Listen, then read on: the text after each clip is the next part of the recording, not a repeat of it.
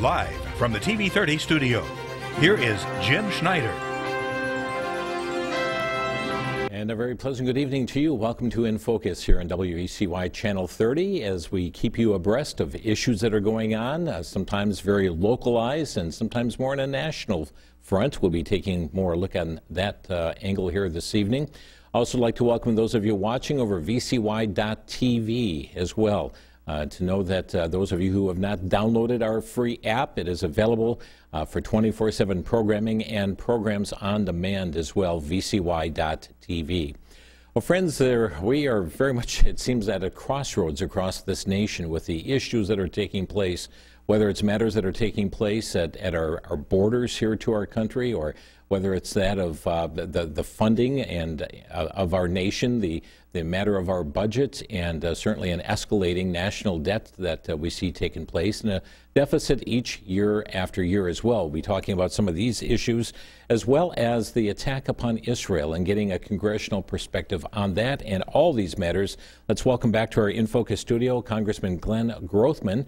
He represents the 6th Congressional District, currently in his 5th term, and many committee assignments, Oversight and Accountability Committee. He is chair of the Subcommittee on National Security, the Border and Foreign Affairs. He's on the Education and Workforce Committee, the Budget Committee, and on the Task Force to Combat Mexican Drug Cartels. Congressman, good to have you back. Glad to be here, as always. Several things going on. The House has gone through some stormy days here this fall. Well, right. We have a new speaker. I thought Kevin McCarthy from California, our old speaker, was doing a good job. But I think for your listeners, we really have somebody special. We went through a very long process to replace Kevin McCarthy. Right. Actually, I think you could say, due to the way the Republicans are operating Congress right now, which is not the way it should be operating, but we've created a situation in which to become the speaker, you can only really lose 4 votes on the floor. So you have to get somebody who's liked by at least 217 out of 221 Republican congressmen. I would argue the 4 people with the best sounding resume all ran for the job and were unable to get it. So we went with a guy from Louisiana by the name of Mike Johnson, who I think is somebody really special and I think your listeners will like a lot. He's a super conservative. He used to be a lawyer, sometimes taking on Christian-related cases for a nonprofit organization before he got to Congress. He has not been in Congress long. It's the shortest period of time to become a speaker in well over 100 years. He hasn't been there as long as I have, and I feel I just got there. So it's a young guy who's got the job. He's a very good Bible-believing Christian. We all must pray for him and hope he does well. Yeah, indeed. Now, you were talking about the diversity even within the Republican ranks in the House. It's a pretty broad spectrum of those that are there under the GOP label. Well, right. I don't think there's anybody there who doesn't recognize we have to cut government. And government is playing a larger role in our life than our forefathers ever would have dreamed. But there are people who get elected in very different districts. There are people who get elected in districts in which Donald Trump got 80% of the vote, and there are people who get elected in districts in which Donald Trump got 44% of the vote. And obviously it takes a different sort of Republican to get elected in each one of those districts, and we all have to respect each other's differences. So you mentioned that 4-vote margin there. Do you believe that Speaker Johnson is going to be able to keep the House together, that you're going to be able to plow forward? Well, we just had kind of a rocky week before we got back. The more conservative types, and I consider myself one of the more conservative types, but I think maybe had unrealistic expectations and caused one of our major spending bills not to go ahead. And there were a lot of people who wanted to shut down the government. And in the long run, that usually doesn't work out that well for Republicans. And quite frankly, behind the scenes, Mike asked the people who were prepared to shut down the government how they were going to get out of it once we shut it down.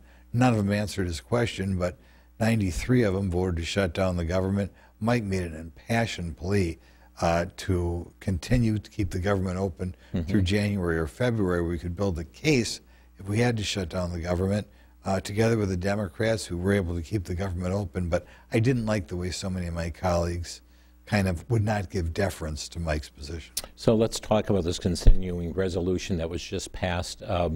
What makes this different than the one that was passed under Speaker McCarthy? They're similar. We had a benefit in that, you know, one of the things people have concerns about is we wound up passing what I guess you guys would refer to as a budget, we refer to as appropriation bills, in one big 20,000-page lump the week before Christmas.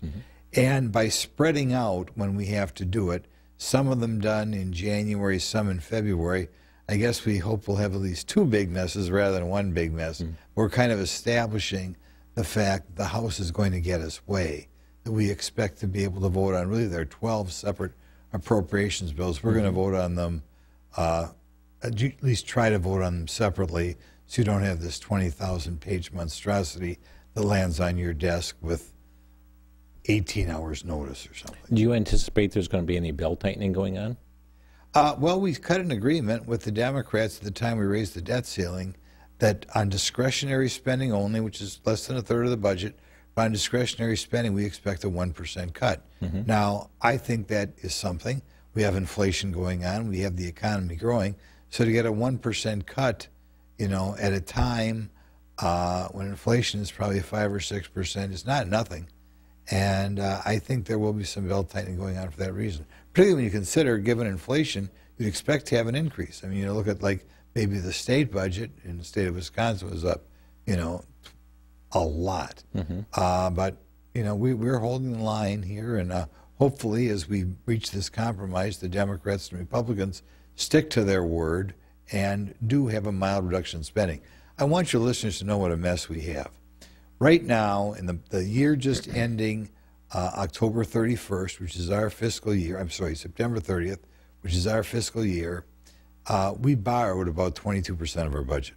I mean, can you imagine what that would be like at home if when you're just living through things, you have to borrow 22% of every food bill or 22% of every car payment? That's where we are in the United States right now. So it's a very scary situation.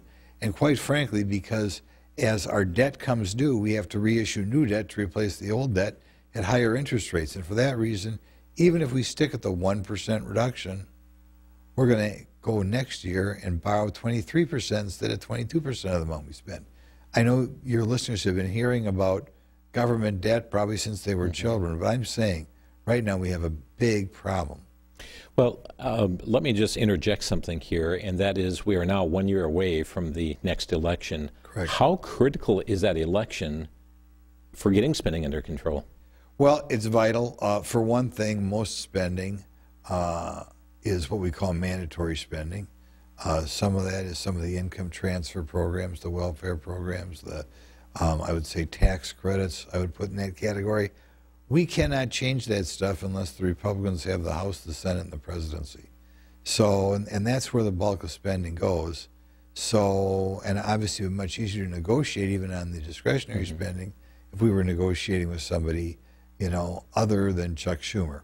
So it's very important election-wise we get a handle on this. You got to remember, the interest rates didn't just go up for no reason.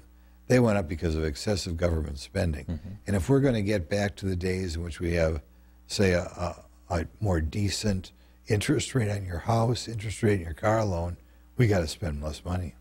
Congressman Glenn Grothman with us here tonight with a congressional update here on the inFocus program, talking about this continuing resolution. So you've got some tough decisions to make coming up in January and tough decisions coming up in February then.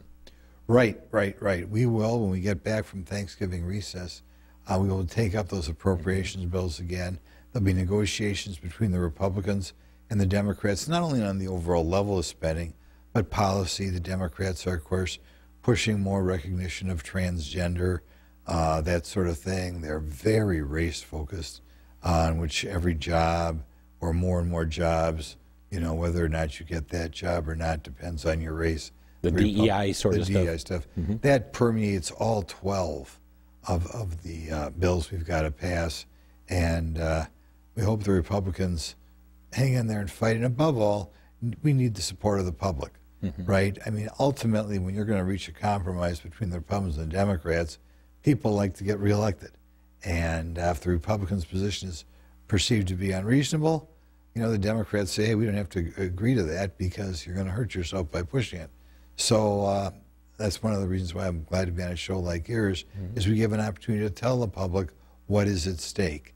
And, you know, I don't think your listeners think we ought to go out of the way for special rights for these type of groups. I don't think everything in our society should be racialized, but these are the debates we're going to have when there's negotiation between the Republicans and Democrats. Okay, and again, this election here in November is going to be a very critical election as we see who is going to control the presidency, the Senate, and the House. I mean, for issues going forward. If we lose all three, meaning the Republicans lose all three, there'll be big changes in the country as well. And that would be, like I said, very scary for business. I think if you drive us further in debt, I'll drive up the interest rates even more than they've already been driven up. We have people coming across the border. We have no idea who they are. And we're going to try to force President Biden to do something at the border, but we'll see. Yeah, we'll talk more on the border here in just a bit. Let's go to October 7th. Hamas launched this attack upon Israel by air, by land, by sea. Statistics tell us, numbers tell us that about 1,200 Israelis were killed, many more wounded. Hostages are yet taken here at this time. Your response to what took place? Well, first of all, I've never heard of a war like this before in my life. Okay, there have been wars all around the world. I can't think of a war where your goal is to kidnap young children or kill young children or chop their heads off. I mean, we're dealing with a new kind of evil, an evil we've never seen before. I think there are people who should be grateful they are near Israel. I don't know if your listeners are aware, but until you saw the influx of Jewish people, largely from Europe, also from other places in the Middle East, that was largely a wasteland. And now if you tour Israel, it's like a modern city, probably like your average American big city, except for safer. So it's where you'd like to live. Most of the income that people in Gaza got was from people crossing the border into Israel, working during the day and coming back out. So I think the Palestinians in general and the people in Gaza in particular are fortunate that they are living in the proximity of Israel, or they would be probably living as they were living 100 years ago or something. And yet they elected Hamas to power. They elected Hamas. They elected somebody who wanted to overturn the past budget, and so they are not entirely innocent in this, even the civilians. And of course, the people, Hamas, their fighters or whatever they call them, they're coming out of that population. They're being educated to hate the Jews from, 4 or 5 years old on. And in that regard, they have to stand up. If they don't like this, they have to stand up to Hamas and say, no, we're not going to let you. We're not going to let you rule the country. And there's your problem. It's a horrific thing. Hamas also, and the complete immorality, just like cutting off heads of children, what they're trying to do there is they're trying to put civilians around their militiamen. So, if you have human shields. Right, human shields. Under normal war, you say, we don't want our civilians involved. These Hamas people, yes, we want civilians involved. We want when Israel fights us or shoots a gun at us or shoots a missile at us, we want them to kill civilians too. So we saw a little bit of the thing, communists, that's the way they fought during the Vietnam War. But this is kind of, I think, unprecedented, the degree to which you have leaders of a country saying, I don't care how many of my civilians die because it will make us look more sympathetic in the eyes of the globe. And many Hamas believe that's the responsibility of their citizens to stand in front of them, whether they be children or whomever. Absolutely, yeah. And it's just very frustrating for Israel because, of course, you don't want to kill any children. On the other hand, if you have people shooting at you, shooting rockets at you, and you've got children in the same building, well, what's going to happen? Well, and that brings up the terrorist tunnels, that are being placed under hospitals, schools, weapons caches that are in these places in which civilians are located. Same thing, by design. If Israel goes after that, we hope, even though it's a military target, that some civilians are killed so we can use it on the world stage. And Israel's got to take it over. I mean, they cannot have this happen again. They've got to clean up Gaza, get rid of Hamas, get rid of any caches of weapons that are there, and make it such that the people of Gaza, they're not going to want to try something like this again for another 50 or 100 years. And that's what they're saying, never again is now. And we're seeing this unfold here. And the Prime Minister, Benjamin Netanyahu, has been very vocal in saying that we're not going to bring about a ceasefire we have to eradicate Hamas. What they did on October 7th is just barbaric. Unprecedented. Mm-hmm. I mean, who would do that? You know, you think of other countries or wars you've read about throughout history. I can't think of another war, even where the aggressor who's in the wrong says, by being the aggressor, the first thing I'm going to try to do is kidnap civilians and behead children. Yeah. I can't think of another precedent for that in the world, but that's the type of people we're dealing with Hamas. The very barbaric nature of it as well. Well, newly elected Speaker Mike Johnson actually had a call to bipartisan group on the Capitol steps and had a special rally in support of Israel. And just want to share a clip. I don't know that national media has shown this, but a clip rather of Speaker Johnson leading that bipartisan group and really the nation in prayer for Israel. Our Heavenly Father, we just call out to you tonight in mourning and with heavy hearts. Our Heavenly Father, we see what is happening to Israel, to innocent men, women, and children, civilians, at the hands of evil men. And our prayer tonight is that you would strengthen and encourage those hostages, that you would be with them, present with them in their time of great need, that you would comfort the families who are missing their loved ones, and strengthen and encourage them as well. We pray for the families who are mourning the just unspeakable losses and the evil that they've had to endure. And Father, we cry out to you for goodness to prevail over evil, for light to prevail over darkness, that those that have evil designs would be thwarted in their purposes and that their strategies would fail, and that the leaders of Israel would have wisdom and stamina and discernment on how to proceed, that the troops and those that are fighting for Israel and fighting for good would be protected and would have great success. And Father, there would be an end to this terrible episode in human history.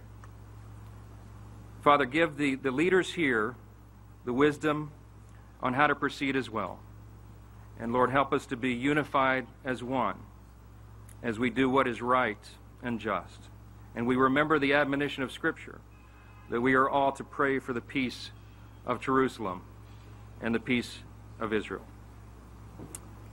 We ask and believe and pray this all in your name. Amen.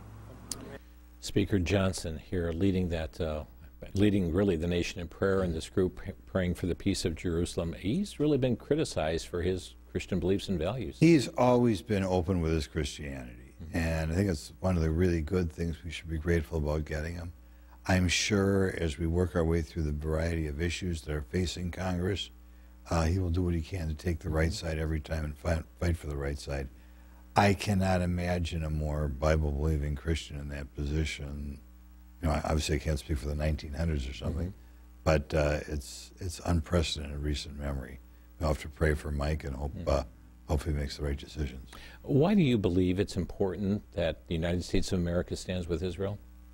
Well, first of all, we have the connection of Christ and the Jewish nation. I mean, anybody who reads the Bible knows the importance of that part of the world in God's plan. And secondly, I think as far as militarily, the benefit we have of working with Israel and the munitions that are built, that are invented, is a huge benefit to the United States. And finally, it's a rock-solid ally in that part of the world where, quite frankly, a lot of countries do not have, don't share the same values that we share there, and as a result, it's a huge stabilizing influence there.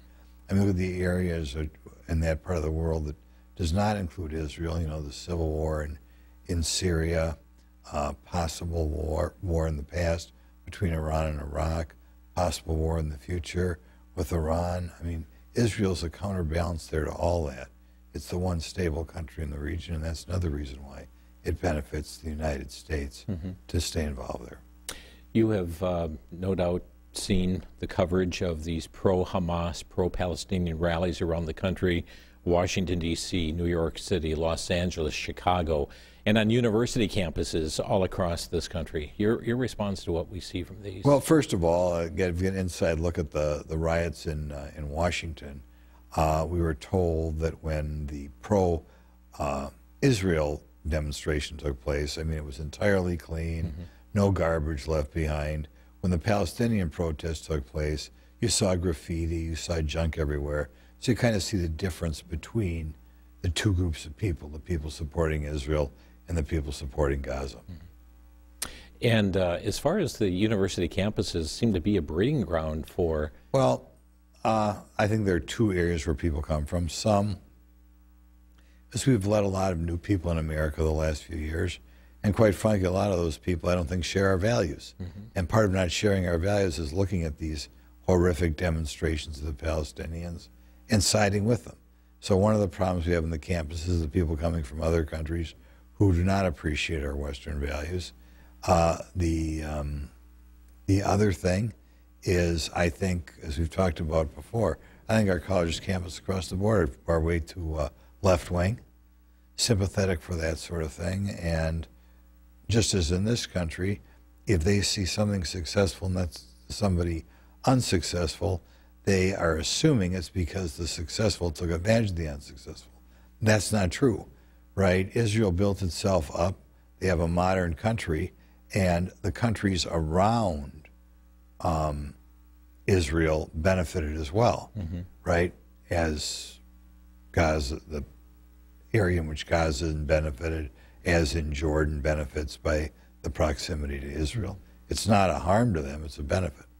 Even this past weekend, some 24 protesters marching through Madison and around the Capitol with swastikas, flags, and so forth. Yeah, I'd like to know where those people came from. I really would. And nobody can tell me they can't find out. I mean, the police look at, I'm sure they followed some, look at their license plate, that sort of thing. I'm kind of looking to see whether we have some good members of the media or like I said, in law enforcement, who can tell us, where do these people come from? Are they from Wisconsin area?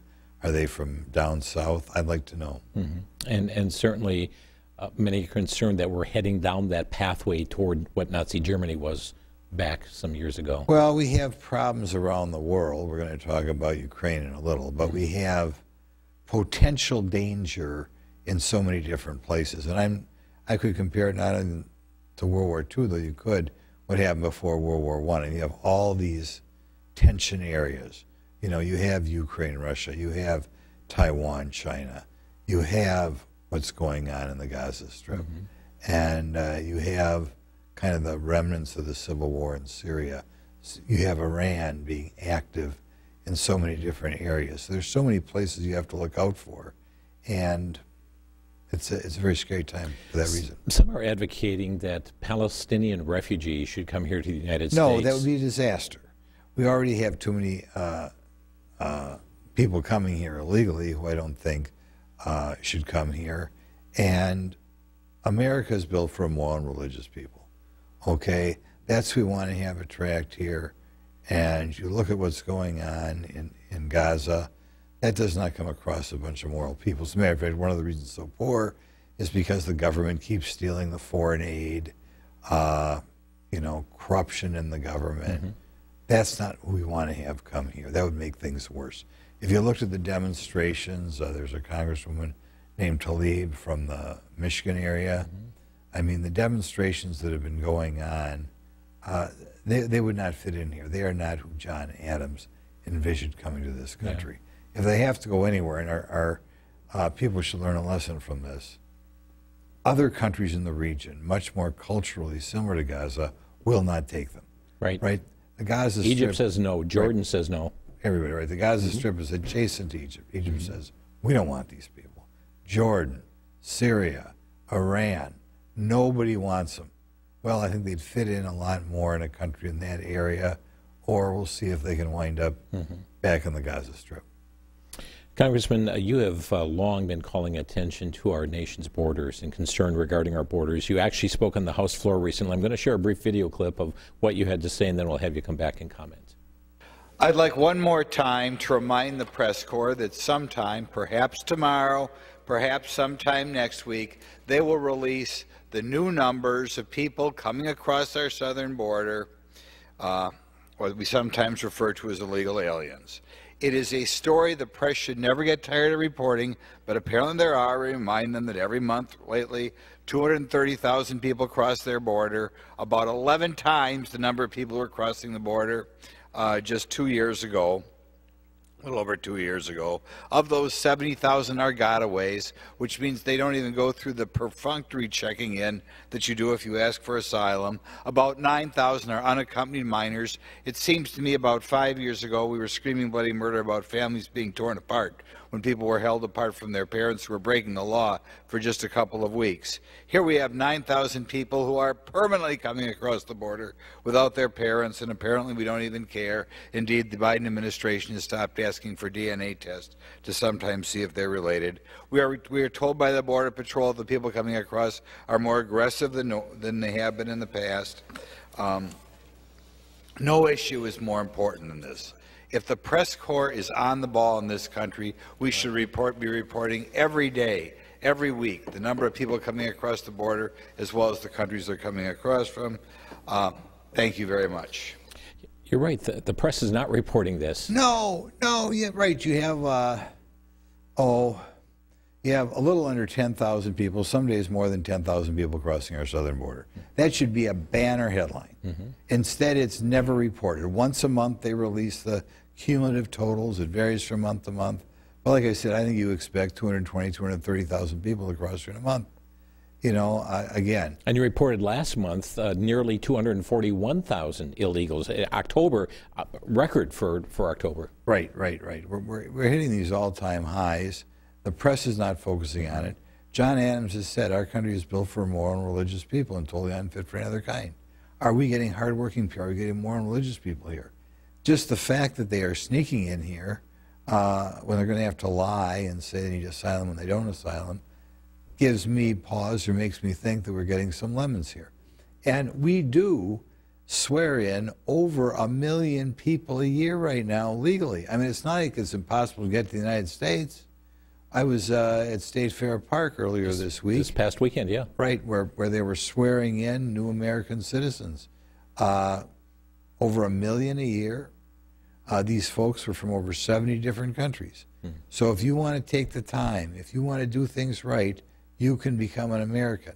But for whatever reason, the Biden administration and people who support them seem to want unlimited people coming here from who knows where without appropriately vetting them. That is a recipe for disaster. It appears to be a huge fail on the part of the Secretary of Homeland Security, Mayorkas. And let me just share a hearing, a little a portion from a hearing in which Congresswoman Marjorie Taylor Greene was ripping into him at the time for his really falling apart on the job in this regard, being the watchman. And let's watch her video clip. Secretary Mayorkas, I want you to look at these innocent Americans. Do you see them? I do, Congresswoman. They are dead. They're from Dalton, Georgia, in my district. They're dead because a 17-year-old, likely affiliated with the cartels, was smuggling illegal aliens into our country in Texas, breaking our laws, and this happens every single day in our country. Earlier this week, 8 Republicans joined the Democrats and protected your job. But I want you to know, you have a short time coming. You can honorably resign, or we are going to impeach you, and it's happening very, very soon. Your response?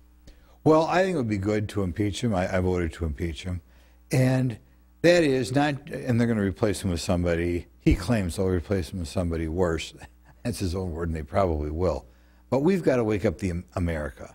And too many news outlets are not focusing on this issue like they should. Hopefully, if we impeach him, it will force some of these news outlets to tell the American public what he's doing wrong, why we want to get rid of him. So I want to impeach him not just because he's bad, but to kind of wake up America. We have an election coming next year. We cannot continue to afford to have a president, or in this case, Secretary of Homeland Security, who apparently don't care. Last week, we also had FBI Director Christopher Wray testify before the committee, and he reminded the committee it only took 19 individuals to bring about 9/11.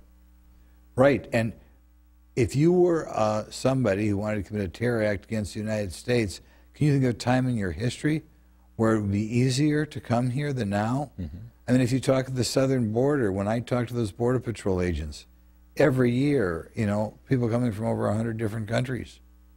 Are you concerned by who has come across the gotaways in this country? No question. There are countries that hate us and want to do us harm.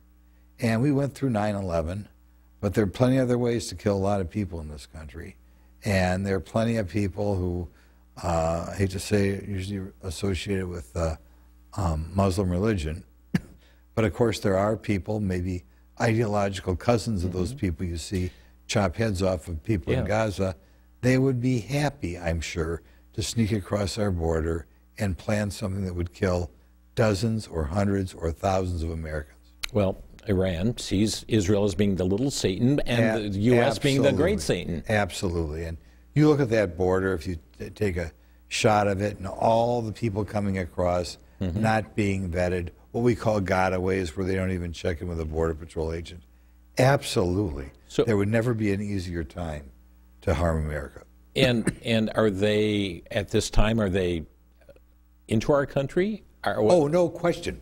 No question. Thousands, thousands, and thousands of people in our country, and we have no way of knowing whether they want bad things to happen to us. But you look at the public statements coming out of Iran. What do you think? They want horrible things to happen here. Big time. And they have all sorts of people who I'm sure wouldn't mind, like the people on 9/11.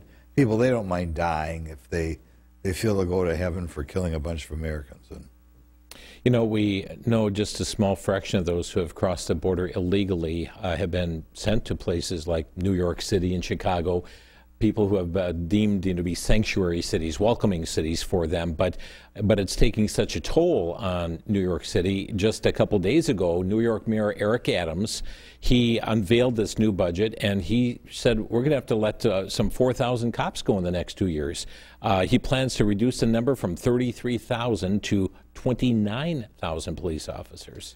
Well, these new people cost money. Right, and in addition to the fact that they're not the people we want, you're going to have more police to monitor them. You're going to need more people in schools to educate them, because court decisions have come down. You can't not teach these kids. So in addition to the fundamental change you're going to have in America, a change in American culture, you're also going to have a huge economic impact of them coming here. But I'm more concerned what they're going to do to the culture and if any of them are terrorists. Congressman Glenn Grothman with us here tonight on inFocus. How do we right this ship? Well, I think we need a bold president who's willing to take action, kick some of these people out of the country, and try to do other things that will cause America to be the moral and religious country that our forefathers envisioned. I think we've got a welfare system that's out of control. I don't know why none of the presidential candidates are talking about it, but we cannot continue to kind of destroy the traditional family, which is what the welfare system is doing. So we got to go after that.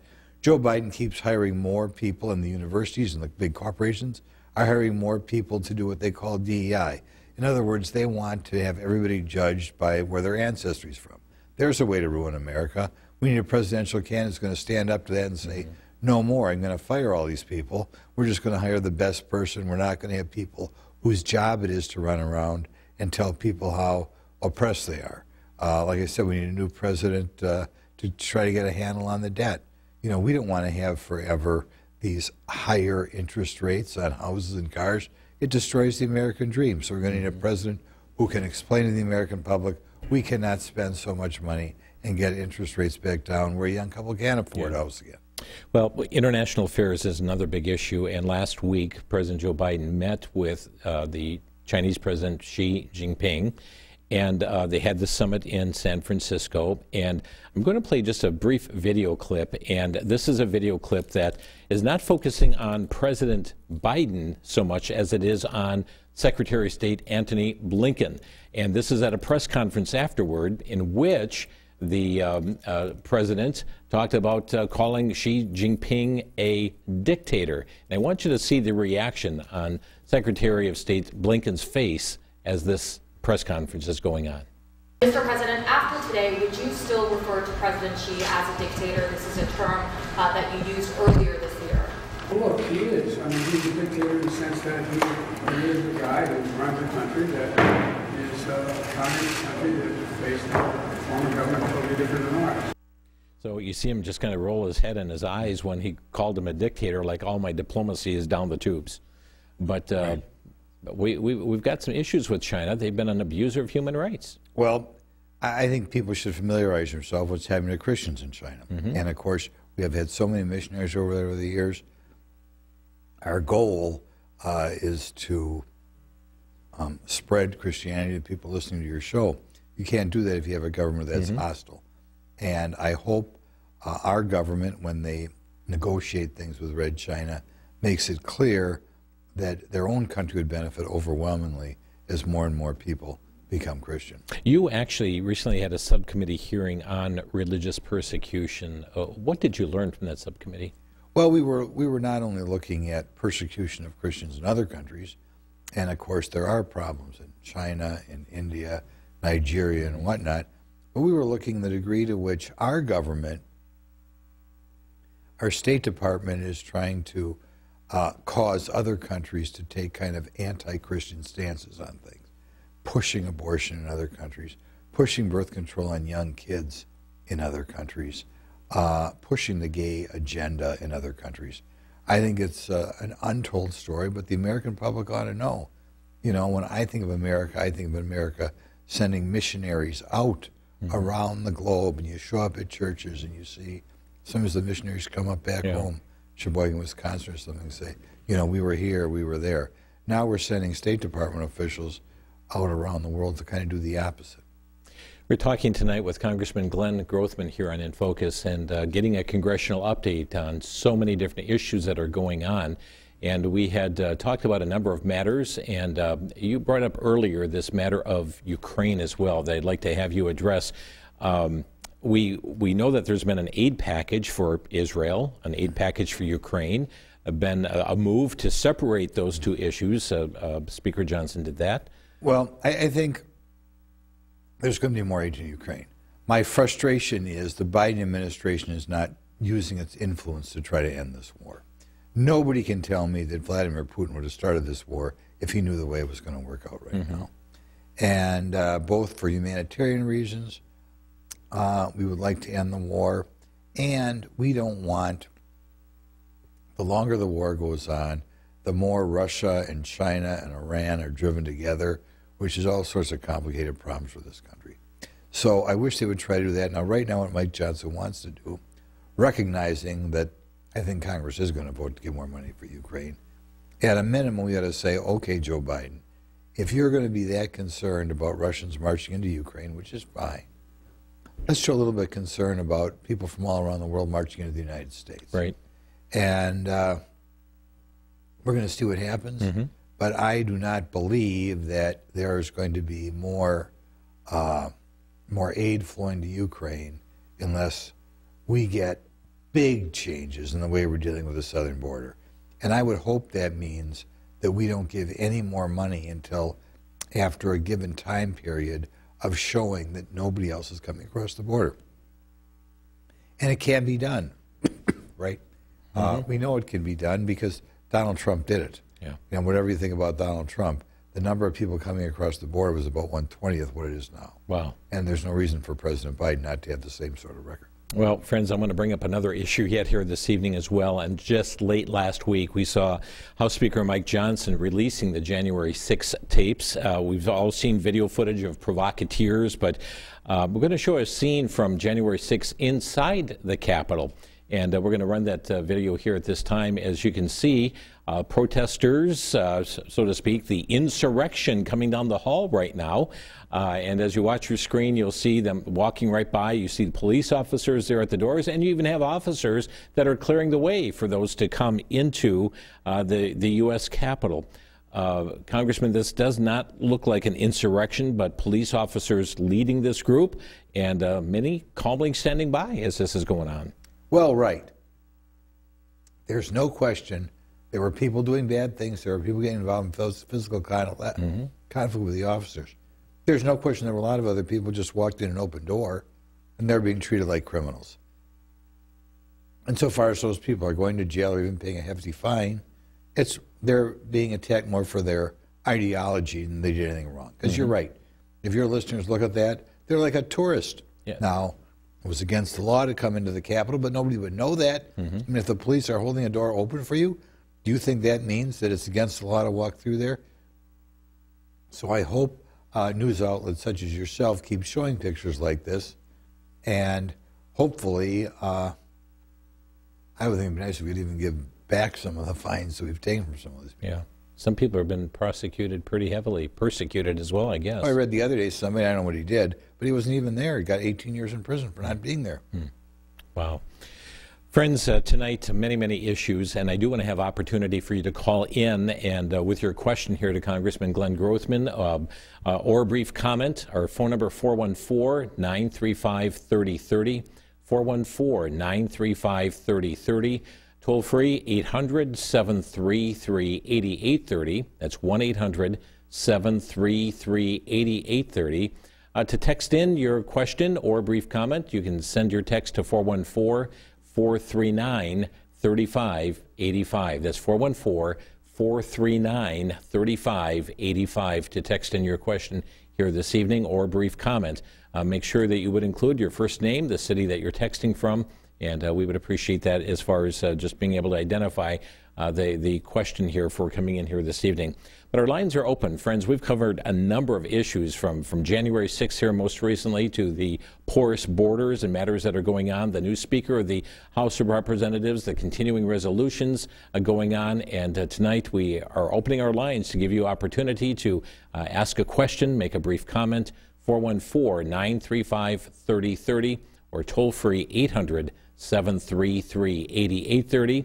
And to text in your question, again, your first name, the city, text it to 414-439-3585. It's been a pretty contentious time in Congress. What are you hearing from your constituents? Well, they're concerned because the America today is so different than the America they grew up in. You know, everyone wants for their children, for their grandchildren, what they had. And they feel morally the country is going in reverse, and that's a problem. They're also worried about the economic situation, the higher interest rates. Much more difficult for a young couple to buy a house or a car. Can America continue? I mean, in the past, it's been known you come from anywhere around the globe. Yeah. You know, you can live the American dream. You know, get a house, get a car, get a vacation. Now it's becoming more difficult. So I guess more than anything, I hear about that. But I also hear about the moral breakdown, this pushing this transgender extreme agenda even on the youngest children, which is inexcusable. Yeah, and I just saw another college competition in which a man who identifies now as a woman just won the swimming competition. He had been on the men's team for 3 years and just won the women's competition. And let's say what's most horrible here. You know, you can focus on these athletic events, which is bad, but even worse is all these people who have been allowed to believe that it's a cool choice to become a transgender. And, you know, the number of suicides, the amount of unhappiness in this lifestyle is obviously great. But in the schools, and even more in the popular culture, it's presented as an appropriate way to rebel, and so many young people want to rebel. But not only is it considered an appropriate way to rebel, but it's considered cool, you know? It's preferable among young people. Yeah. You look at the number of people adapting a lifestyle that used to be considered inappropriate on the Gallup poll, it's gone through the roof. And it shouldn't have happened, but it's happening because the churches are mute. They're doing a bad job. And what kids are taught in school, and even more what kids are taught in the popular culture. I, by the way, interviewed a gal who got her breast cut off at age 15, and she said it all came from the internet. She was unhappy. She got on the internet. She was told, oh, maybe the reason you're unhappy is you're really a boy. She took puberty blockers, took testosterone, wound up getting her breast cut off at age 15. My. We have that going on here in Wisconsin. Sad. We got a hospital in Milwaukee, hospitals in Madison doing this. Just horrible beyond belief. And if you would have said that this would happen 10 years ago, you'd never believe America had come to this. So this is another thing that a lot of the people back home are concerned about, the complete and total moral breakdown of the United States. Friends, let's go to the phone lines. Mick is calling from West Dallas. Hi, Mick, you're on the air. Hi, I just wanted to comment about the news network, Real America's Voice, has a gentleman named Ben Berkwan, and he's been at the border many times showing long, as far as you can see, lines of Chinese military-age men, no children, no women, all lined up at the border, streaming, just rolling right across. And as a thought to that, I believe that Xi Jinping is Biden's boss. Biden was recruited before he ever was elected by the Communist Party, and that's his boss. Mick, thank you for your comments here this evening. Military-age people lining up at the border. Absolutely. It's something we talked about before. What are they doing here? Are they coming here to make money to send back home, or are they coming here to create trouble? Yeah. Well, you know, I mean, you've got China, a country that's, you know, came out of a communist ideology. Would they send people here to do us harm? I think possibly. Would they send people here to get more drugs here? I think possibly. So when you see all these military-age men coming from countries that are not on the same page as we are, it's a very scary thing. And the Biden administration doesn't seem to care. It's like their major focus is, we want to change America, and one way to change America is invite unlimited people here. You know, however they come here, we don't care. Yeah. It is, and it's the fault of the American people for voting for President Biden, too, by the way. If you'll recall, when he ran for this job, he said he was going to give free medical care to anybody who comes here illegal or illegal. So the American public should have known, you're voting for President Biden, you're voting for no enforcement of our borders. We've got Lisa calling next from Sheboygan. Hi, Lisa, you're on the air. Hi, yeah, I was wondering why you're not looking at the Great Reset. They give their game plan right there. It's right there. So you know what they're going to do, so you should be able to fight that. Okay. The Great Reset, World Economic Forum, and... Absolutely, we were talking about that today. All the wildly wealthy billionaires who are, quite frankly, met with President Biden, and they had of China. It's like they are running our country. And again, a lot of the very wealthy billionaire types are the people who funded Joe Biden's rise to power here. And a lot of these people, they do not like America. They want a fundamental change in America, and people have got to wake up. Thank you for the call. Let me also add to that. There are attempts by the Biden administration now with the World Health Organization to surrender our sovereignty by this World Pandemic Treaty. This is a horrible thing. The left has always loved the idea of the United States getting involved in these international organizations and then turning over our sovereignty. I mean, think how difficult it is to change a law, even when the people who are voting on the law are your congressmen, who you can call in and see from time to time. Can you imagine once we give up our sovereignty and say how we're dealing with health problems are going to be determined by an international organization of kooks from around the world? I mean, it would be horrible. But that's the mindset of the left. We want to give more power to the United Nations, more power to the WHO, more power to whomever. Yeah. And a lot of naive Americans, that doesn't bother them. Oh, an international health agency. It should scare you to death. Yeah, yeah. Particularly after the way they dealt with that COVID mess. Indeed, and this would make it world sanctions, the closure of churches, or to tell you what businesses are essential, which ones are not. You have to get a shot? Yeah, horrible. Get a shot, not be able to fly unless you have this, and vaccine passports and everything else. Right. Yeah. Our phone number, 414-935-3030 is the number, 414-935-3030. Text in 414-439-3585. Susan in Milwaukee, you're on the air. Yes, hello. This is my first time calling in. I just want to thank Congressman Grothman for all his hard work and never-ending integrity, and also for the show for being honest and reporting the news. It's such a rare thing nowadays for honesty in the news, and you have to have some type of courage too to be able to do that, because with cancel culture and everything. So I was just so happy. It's my first time watching, and I turned it on, and I just had to call and say thank you. Thank you for both of you for reporting it, so that the citizens can actually hear the honest truth about what's going on, because there's not too many news outlets that do that, and not too many congressmen that have the integrity and the courage to fight for the American people. Susan, thank you for the call this evening. I think of the prophet Hosea, who said, "My people are destroyed for lack of knowledge." Absolutely, and that's why we turn into inFocus. You get things that you're not going to get on the blather that you get from the normal TV networks, right? Have some lines open again, 414-935-3000, or 3030, 935-3030. Here's a couple texts. Somebody texting in, are you doing anything to stop the lawsuits against Trump, is their question. Well, the problem we have there, and it's difficult to know what to do. I think now that maybe Mike is in there, we will think of something. But you've got local elected officials, local district attorneys, who are kind of on a rogue mission. Soros-backed. Right. And I don't think people realize how dangerous it is, because you say, well, in my city, I know the district attorney or whatever. I know the district attorney from Ozaukee County. He's not going to be a problem. But there are cities in this country in which you are going to be persecuted for your political beliefs.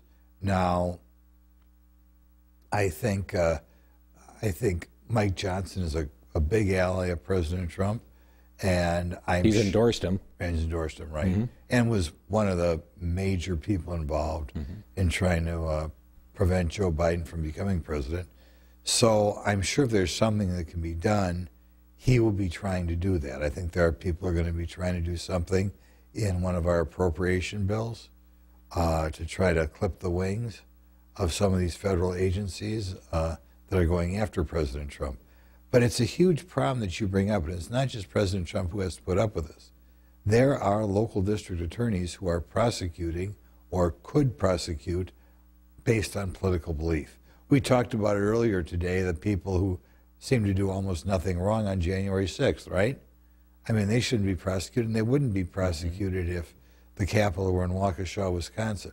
But because the Capitol is in the District of Columbia, they're able to elect somebody who will go after the January 6th people, and are going after President Trump as well. Here's a text from Sandy in Milwaukee. It says, I received a letter from a retired teacher that was calling my attention to a bill by Scott Fitzgerald revoking the charter for the NEA, Department of Education.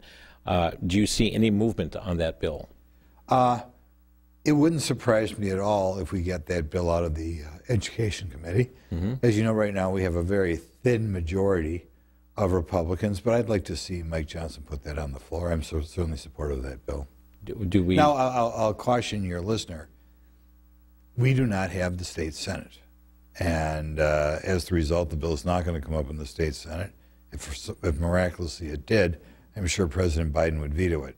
One of the frustrating things about being in Washington right now is we have the House of Representatives, we don't have the Senate, we don't have the presidency. We are going to try to make progress on the budget that is ultimately going to pass, but there are a lot of individual bills that really don't have a chance of even getting a hearing in the Senate. Here's another text. This is from Sheila in Cascade, a Cascade area. Why is Rashida Tlaib being allowed to continue in her position after showing her hatred toward the Jewish population, and now the revelation of her having a secret Facebook connection with a pro-Hamas group? She has shown herself to be part of a terrorist group and is not holding to her oath to protect this country. Well, she was elected by the people of Michigan. And here you're dealing with what I think is the greater problem that we should talk about a little bit more.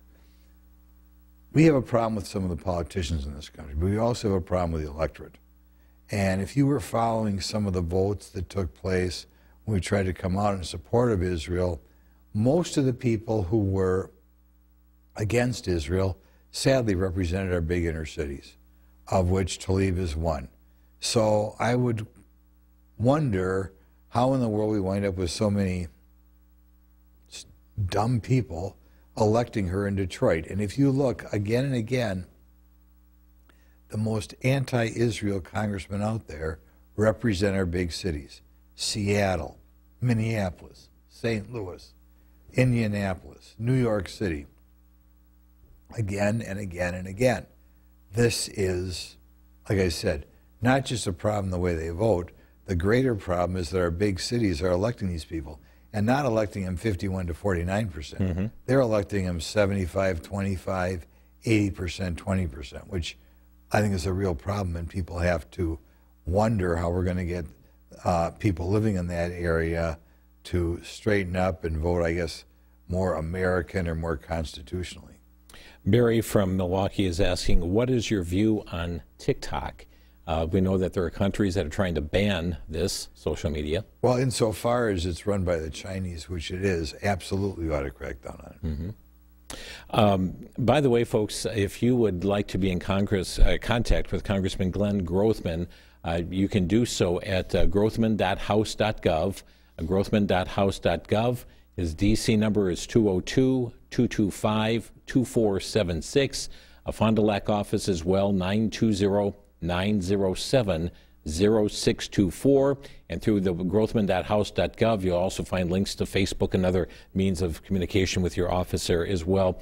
Down to just less than 2 minutes, what would you like to leave with our viewers tonight? What weighs heavy on your heart as it relates to what you're facing in Congress? Familiarize yourself with the issues and familiarize your children and grandchildren.